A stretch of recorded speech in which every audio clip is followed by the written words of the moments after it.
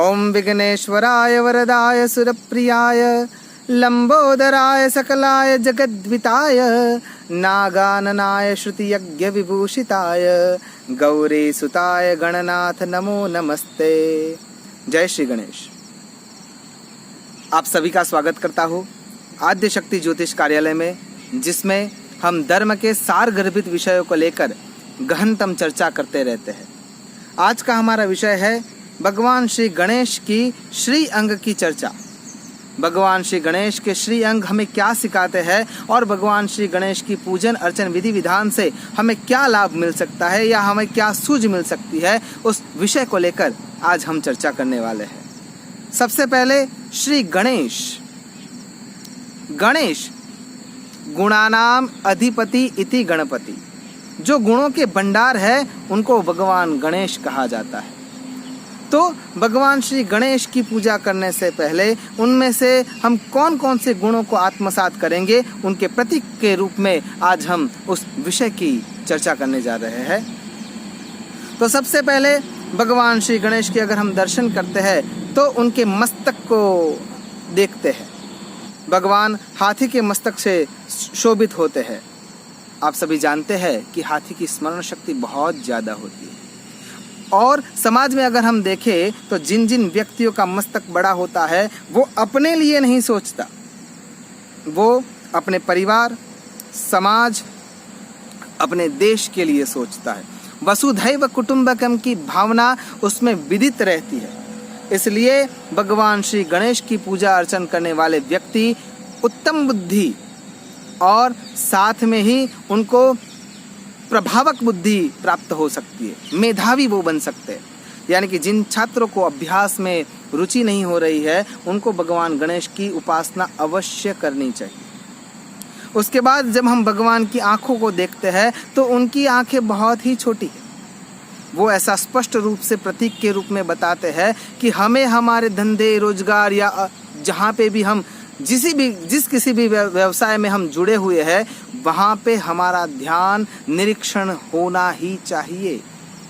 अगर हम वहाँ पे निरीक्षण नहीं रखते हैं तो हम नुकसान होने की पूर्व संभावना हो जाती है। इसलिए भगवान की आंखें बहुत छोटी है। भगवान का नाक बहुत बड़ा है। આપણા ત્યાં ગુજરાતીમાં એવી કહેવત છે કે જોજે દીકરા, ખાસ કરીને આપણે દીકરા દીકરીઓને કહેતા હોઈએ છીએ કે જોજે દીકરા કે દીકરીઓ સમાજમાં મારું નાક ના કપાય ને એવું કોઈ કામ ના કરતા। यानी कि ये सम्मान का प्रतीक है और इसीलिए भगवान का नाक सूंड के रूप में बहुत बड़ा है। वो स्पष्ट करता है कि समाज में जिस व्यक्ति का नाक लंबा है, बड़ा है, उसकी समाज में इज्जत आबरू प्रतिष्ठा बड़ी होती है। भगवान के कान सदैव हिलते रहते हैं। उसके पीछे का जो आशय है वो यह है कि आज तक जितने भी युद्ध हुए, जितनी भी समस्याएं हुई, जिसके पीछे का एकमात्र अगर कारण कोई है तो वो है कान। भगवान सदैव अपने कानों को हिला के रखते हैं। वो ऐसा स्पष्ट उल्लेख दे रहे हैं कि अपने कान में कोई ऐसी वैसी चीज को आने ही न दो। अगर आप रामायण काल को देखेंगे तो मंथरा ने कैकेयी के कान को बंभेड़ा, कुछ कहा और राम को 14 वर्ष का वनवास हो गया। अगर हम महाभारत के काल को देखेंगे तो उसमें दुर्योधन के कानों में कोई शब्द गया द्रौपदी के माध्यम से, अंधे के पुत्र अंधे। तो दुर्योधन को तो यही सोचना था कि मैं तो देख सकता हूँ, लेकिन उसने उस जहर को कान में जाने दिया। वो कच्चे कान का व्यक्ति कान में जहर को जाने दिया।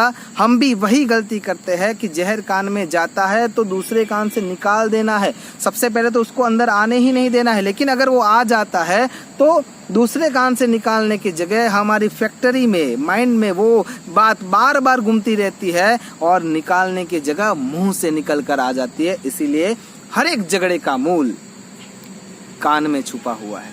इसलिए भगवान प्रतीक के रूप में समझाते हैं कि अपने कानों को शुद्ध किया करो। आंखों को तो शुद्ध करना बहुत आवश्यक है ही, लेकिन कान को भी शुद्ध रखना बहुत ही आवश्यक है। इसलिए बड़े बड़े युद्ध जो भी हुए हैं आज तक और आगे भी जो होंगे वो इस कच्चे कान के कारण ही होते हैं।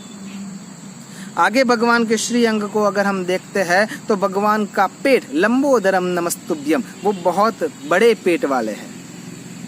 वो ऐसा निर्देश करते हैं कि अपने मन की जो भी बात है, गुप्त बात है, वो किसी के सामने जाया मत करो।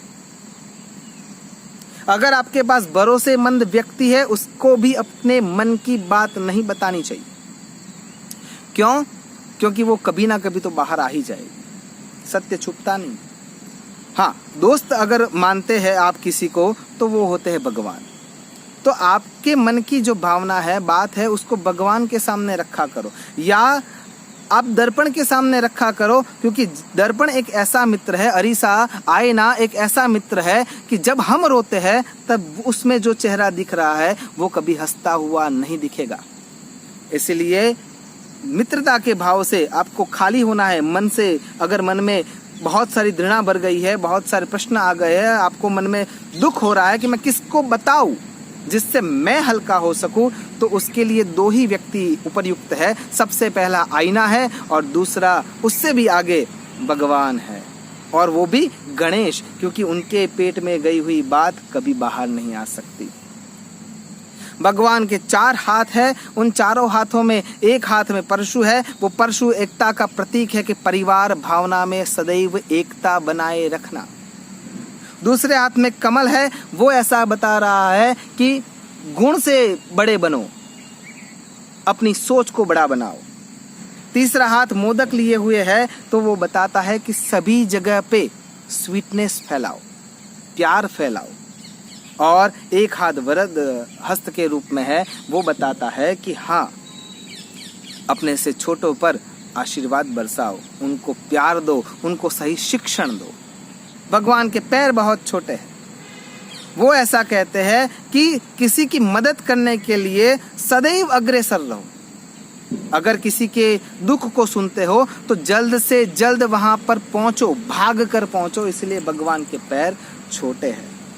इतने बड़े विशालकाय भगवान श्री गणेश है, उनके 2 पत्नियां हैं, रिद्धि और सिद्धि। आप अपने धंधा रोजगार, अभ्यास और अपने कर्म में अगर रिद्धि रखोगे तो सिद्धि अवश्य मिलेगी।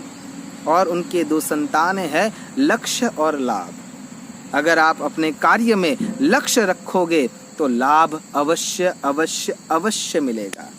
और उनकी एक पुत्री है जिनका नाम है संतोषी।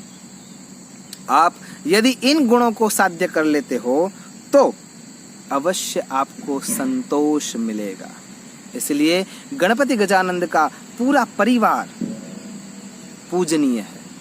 यहाँ तक कि मूषक राज की बात करें तो इतने विराट काय गणेश जी है, अगर मूषक के ऊपर गलती से भी हाथ रख दे तो वो मृत्यु को प्राप्त हो जाएगा।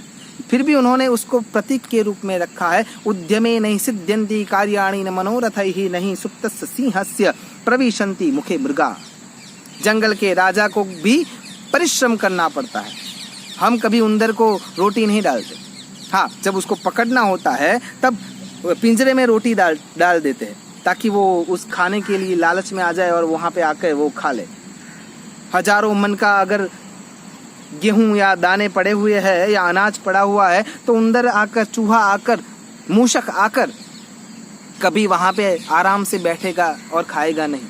मूषक भागता रहता है, परिश्रम करता रहता है, अपनी इच्छा से, अपनी इच्छा को पूर्ति करने के लिए जो जो चीज़ें, जो जो पदार्थ उसे चाहिए उसके लिए वो खत कर्म करता रहता है। यानी अपने आप को झंझोड़ो, अपनी शक्तियों को जानो और मूषक के रूप में, चूहे के रूप में, उंदर के रूप में, चाहे गुजराती शब्द होए के हिंदी शब्द होए के संस्कृत शब्द होए, आपड़ो मर्म एक ज रहेवो જોઈએ, परिश्रम, सतत क्रियान्वित परिश्रम અને સુયોગ્ય मार्ग पर परिश्रम એટલે मूषक। आशा करता हूँ गणपति गजानंद आपके घर प्रवेश करे, उसके साथ ही इन सभी प्रतीकों को जो हमने जाने हैं वो आपके अंदर आत्मसात हो जाए और सच में गणेश चतुर्थी, अनंत चतुर्दशी या गणपति गजानंद की पूजा सार्थक हो जाए। उसी शुभ आशय के साथ अस्तु सदा शिवोहम, नमो नमः।